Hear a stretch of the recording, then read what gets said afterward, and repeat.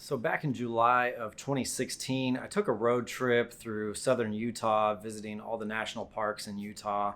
And most of this trip was pretty meticulously planned out. I had my itinerary, I had all the places I wanted to go, and what time I needed to leave this place to get to that place, what time I would arrive there so I could take sunset photos or sunrise photos, all of the above. Well, this particular adventure was not planned out, and that's one of the things that made it so much better. This is my favorite adventure story ever. So I was at Bryce Canyon National Park. I was at the visitor center and just looking at the books there. And they had this book that was like photographing southern Utah. And so I'm thumbing through this book and I see a picture of a place that I had seen a picture before, but I didn't know exactly where it was. So is this slot canyon really beautiful? Once I saw the picture, I was like, I have to go there. So I looked up where it was. Now, from Bryce Canyon, my plan was to travel to Arches National Park the next day. This slot canyon, Zebra Slot, is in Escalante, Utah. It's a little bit out of the way, but it was only an hour and a half from Bryce. So I was like, all right, I gotta go. So I get up the next morning, make the drive out to Escalante, and then from town, you go south on, I think it's called Hole in the Rock or Going to the Rock Road, something like I think it's Hole in the Rock Road. This gravel, dirt road, all kinds of braking bumps all over it, really rough, but it's okay for a passenger car to get through. It's just that it's 8 miles long to get to this spot. There's not really a trailhead. It's just a parking lot out in the middle of nowhere. Your only indication that you're about there is that you cross over a cattle guard. So I get there, there's one other vehicle there, one guy just starting his hike, and that was it. There was nobody else there. Take off on the hike, and a little backstory. A couple days prior to that, I was in Zion National Park, and I hiked through the Narrows, which is, if you're not familiar with that, you're basically hiking in the Virgin River. And so I had gotten these water shoes that I took with me on this trip for that hike, but they were really cheap, and I didn't get any kind of waterproof socks, right? So I had pretty bad blisters on my feet, both feet. So walking alone was pretty painful. So I was dealing with that at the same time, going through this whole hike and everything. So I go through this hike and it's not too bad. Most of the trail was pretty well marked, but there were some spots where I kind of lost the trail as you go across the wash, and it's not so obvious as to where the trail is, but I was able to find my way. Then I come up to this little creek, running water, if you want to call it water. It was basically mud. And I walk up and down it a couple times looking for a way to get through it. There wasn't really a way to cross it. So my first thought was, well, maybe I can throw some rocks out and create kind of a bridge. Well, that wasn't going to work because as soon as the rocks landed in all that mud, they just get covered in mud, and stepping on them, you would just slide. It was just a recipe for disaster. So I didn't feel like I had any other choice. Had to take my shoes off and just go for it. So I took shoes and socks off, crossed through, had mud caked all over my feet. I tried to continue to walk barefoot, but with all that mud, all these little, just really sharp little twigs kept sticking to my feet, and it hurt so bad, especially on those blisters.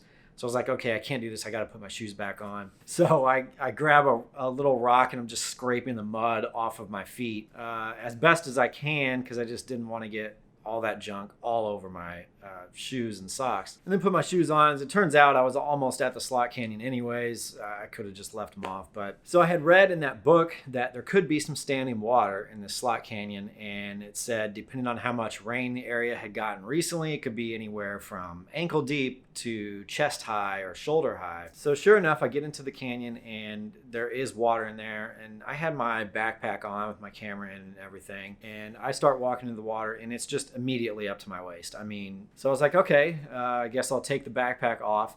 Just took everything off and decided to go for it and see how deep it was. Well, it wasn't very long and it was up to my shoulders. This water was cold and it was disgusting. It was stagnant, dirty water, a bunch of bugs on top of it, a bunch of tadpoles swimming in it. It was just gross. Ideally, you'd want to have a wetsuit on when doing this, but I was very unprepared with the gear that I had with me. So, and with it being kind of in a tight space and super cold water, it literally took my breath away. I got to where it was chest deep and it was like tough to breathe. So I was like, okay, I can't take my bag with me, obviously. So plans of bringing the tripod along were kind of ruined at that point. So I just brought my camera with the neck strap and just strapped it around my neck.